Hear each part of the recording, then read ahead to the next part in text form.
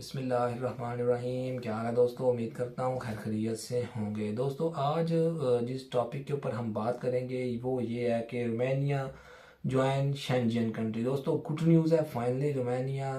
मैंने काफ़ी ज़्यादा वीडियोस में बताया भी था, तो आज चूँकि ये ऑफिशियली तौर पे अनाउंस भी हो गया और प्रॉपर ज्वाइन भी हो गया, तो मैंने सोचा मैं इसके ऊपर एक वीडियो बना के डिटेल आप लोगों के साथ शेयर कर दूँ। दो तीन चीज़ें इसमें बड़ी इंपॉर्टेंट है जो आज की वीडियो में डिस्कस मैं करूँगा।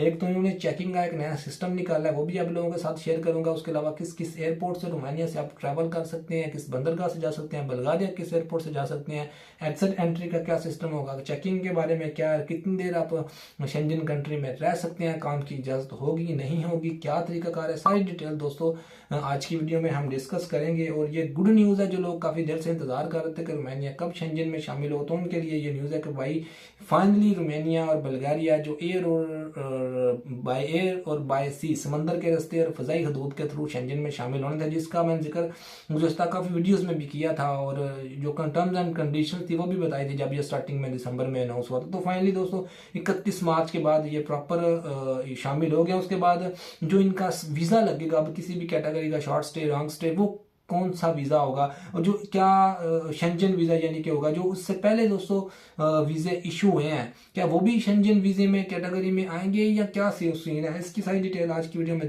डिस्कस करेंगे। दोस्तों 3-4 छोटे छोटे टॉपिक है जो मैं कोशिश करूंगा कि कम टाइम में कवर कर सकूं। वीडियो में दोस्तों आगे बढ़ते हैं। आगे बढ़ने से पहले वही रिक्वेस्ट, जिन दोस्तों भाइयों ने अभी तक चैनल को सब्सक्राइब नहीं किया, लाजमी चैनल को सब्सक्राइब कर ले और घंटी के बटन को प्रेस करें ताकि ऐसी इंफॉर्मेशन वाली वीडियोस का नोटिफिकेशन आप सब भाइयों को दोस्तों बर वक्त मिलता रहे। तो सबसे पहले हम अपनी न्यूज़ की तरफ आते हैं कि जो शेंजन में शामिल है उसके रिलेटेड क्या न्यूज़ मेरे सामने ये ओपन है। इतवार 31 मार्च से रोमानिया शेंजन में दाखिल होता है, लेकिन सिर्फ जुज़वी तौर पर फ़ज़ाई और समुद्री सरहदों के साथ। ये शेंजन ममालिक में से किसी एक का सफ़र करने वाले लोगों के लिए ज़िंदगी को कदरे आसान बनाता है, क्यों ना कि अब इन्हें आने या जाने के लिए हवाई अड्डों पर, मतलब एयरपोर्ट्स के ऊपर जो बॉर्डर कंट्रोल की लाइनें होती हैं, कतारें होती हैं, उनमें खड़ा होकर प्रॉपर अपनी चेकिंग नहीं करवानी पड़ेगी।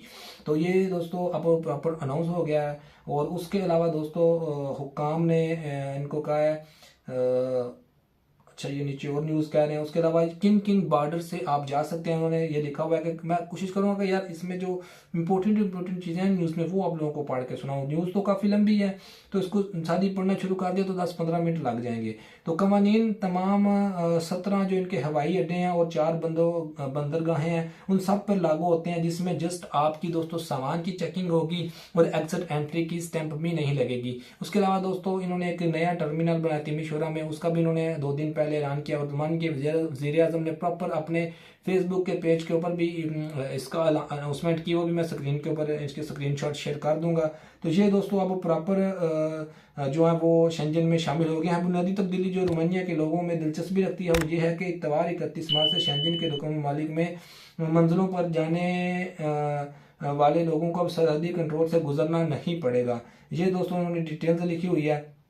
खासतौर पर जो लोग टर्मिनल में दाखिल होते हैं सिक्योरिटी कंट्रोल के तरीकाकार से गुजरने के बाद अब वो बॉर्डर कंट्रोल के ताबे नहीं होंगे, जैसा कि अब तक था। पहले यानी कि बॉर्डर कंट्रोल चेक करता था, मुसाफिर बराह रास्त बोर्डिंग गेट्स पर जाएंगे। और ये एक अहम मुशाहदा है कि MIA के अहदेदारों ने इस बात पर जोर दिया कि इस दौरान इन लोगों का पता लगाने के लिए के बेतरतीब चेकिंग किए जाएंगे। मतलब किसी टाइम भी वो चेक कर सकते हैं किसी के पास गलत सफरी दस्तावेजात तो नहीं है, या फिर किसी को मतलब को डिपोर्ट का लेटर दिया हो या इस तरह को सीन हो, तो वो किसी टाइम भी चेक कर सकते हैं। मतलब उस तरह लेवल पे चेकिंग नहीं होगी जिस तरह बॉर्डर कंट्रोल के ऊपर दोस्तों चेकिंग होती है, जिस तरह आम दूसरे शेंजन कंट्रीज में अगर आप ट्रैवल करते हैं, बिलफर्ज कोई स्पेन से इटली जाता है, इटली से पुर्तगाल जाता है, तो जिस तरह की चेकिंग उन वहाँ होती है इसी तरह की चेकिंग इनकी भी होगी। स्पेशल को बॉर्डर कंट्रोल नहीं होगा, ठीक है। ये एक ज़बरदस्त एक नाम है, काफ़ी देर से इस चीज़ का लोग इंतज़ार कर रहे थे, स्पेशली जो नॉन EU लोग हैं, एशियन लोग हैं जो रोमानिया में काम कर रहे हैं। इन लोगों को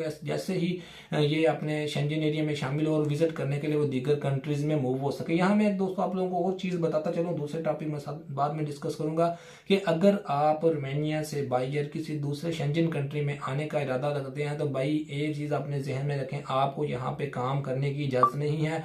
आप जस्ट 90 20 डेज के लिए यहाँ पे ट्रैवल कर सकते हैं। उसके बाद अगर आप रहेंगे तो आप इलीगल भी दोस्तों हो सकते हैं। अगर काम करते पकड़े जाएंगे तो फिर आपके लिए मजीद मसले होंगे, आप इलीगल काम करेंगे।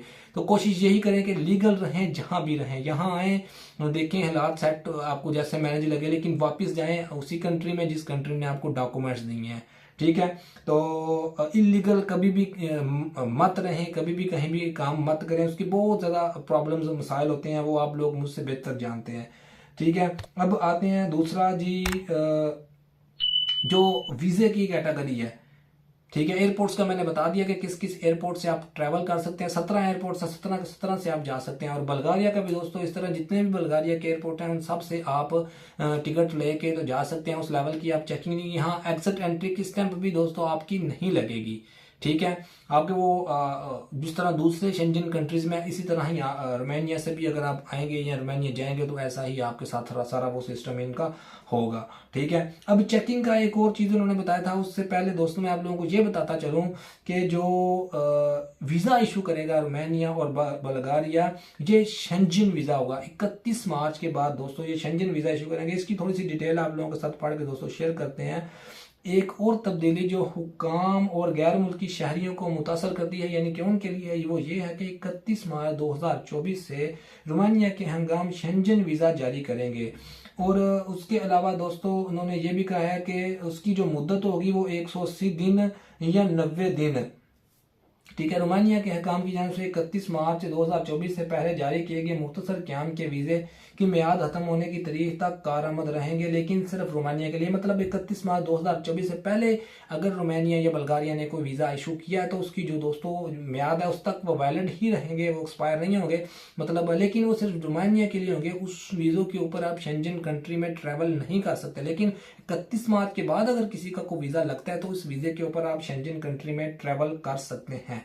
ठीक है, तो उसकी डिटेल दोस्तों उन्होंने नीचे सारी लिखी हुई है। उसके बाद उन्होंने लिखा हुआ है हम ज़मीनी सरहदों के साथ शेंजन में कब शामिल होंगे। यूरोपीय कमीशन के एक एहलकार ने गुज़श्ता हफ्ते कहा कि फिलहाल तरजीह रोमानिया और बल्गारिया के जुज़वी लहाक को बगैर किसी मिसाइल के नाफज करना। मतलब फिलहाल हम एयर शेंजन में शामिल हों। अगला मरहला जो इतना ही अहम है, ज़मीनी सरहदों के साथ इलाक से मुतल्लिक यूरोपीय यूनियन के एग्जीक्यूटिव के हिस्सेदार ने कहा कि JHA कौंसिल की पोजीशन हवाई और समुद्री सरहदों का हवाला देती है, लेकिन इस हकीकत की तरफ भी कि रुकन ममालिक को मुकम्मल इल्हाक के बारे में भी फैसला करना चाहिए। कब होगा, यूरोपीय कमीशन के हिस्सेदार ने कहा यह जल्द से जल्द होना चाहिए, लेकिन साथ ही इस बात पर जोर दिया कि ये फैसला JHA कौंसिल में मुत्तफिका तौर पर लिया जाना चाहिए। ये इतफाक फिलहाल मौजूद नहीं है। ठीक है, अभी इसका कोई कंफर्म नहीं है, इस चीज़ को लेके आगे चलेंगे देन ही होगा। अब आते हैं चेकिंग की तरफ। दोस्तों चेकिंग के रिलेटेड शनाख्ती दस्तावेज़ात की तस्दीक के लिए एक नया निज़ाम 30 से 31 मार्च की रात को काम करना शुरू हुआ। रोमानिया के शेंजन इलाके से फ़ज़ाई और समुद्री सरहदों के साथ इल्हाक के तनाज़र में पुलिस एहलकारों के पास अब मोबाइल स्कैनिंग सिस्टम मौजूद होगा, जिस पर EDAFC एप्लीकेशन इंस्टॉल है, जो कानून नाफज करने वाले अफसरान के जरिए चेकिंग करने वालों का डाटे की फौरी तस्दीक की इजाज़त देती है। पुलिस अफसरान के पास मोबाइल स्कैनिंग सिस्टम जो टैबलेट या फ़ोन में मौजूद है, जिन पर EDAC एप्लीकेशन इंस्टॉल है, जो वज़ारत दाखिला के ऑपरेशनल डाटाबेस तक रसाई की इजाज़त देती है। असल वक्त में पेश करदा डाटा का मुवाजना करते हुए दोनों में मौजूदा डाटाबेस के साथ रोमानिया के हुकाम के साथ साथ शेंजन इलाके से मुतल्लक डाटाबेस भी इसमें मौजूद है। और एप्लीकेशन शनाख्ती दस्तावेज़ात को खुद ब खुद स्कैन करके और दस्ती तौर पर शनाख्ती डाटा दाखिल करके वजारत के डाटाबेस में सवालात के इंतबात के जवाबात भी। और इसके अलावा दोस्तों इसमें मजीद लिखा हुआ है कि जो लोग लापता हैं या जिन्होंने कोई क्रिमिनल जिनका रिकॉर्ड है वो उसी टाइम उनके रिकॉर्ड में आ जाएगा। ये नया दोस्तों इन्होंने एक सिस्टम निकाला है रोमानिया में कि उनके पास अब जो स्कैनिंग सिस्टम होगा, अब डॉक्यूमेंट्स जो भी होगा वो उसके ऊपर स्कैन करेंगे, पता चल जाएगा कि इसका किसी कंट्री में अगर क्रिमिनल एक्टिविटी या रिकॉर्ड है तो ये उस कंट्री में मतलूब है। तो ये भी उन्होंने एक नया सिस्टम किया चेकिंग का, जो कि पहले इनका सिस्टम और था, अब इन्होंने सिस्टम को चेंज कर दिया। नई एप्लीकेशन को मौजूदा सरगर्मियों दारों में तक में रसाई के मकामात और अवाम के लिए बनाए गए काउंटर्स दोनों में इस्तेमाल किया जाएगा।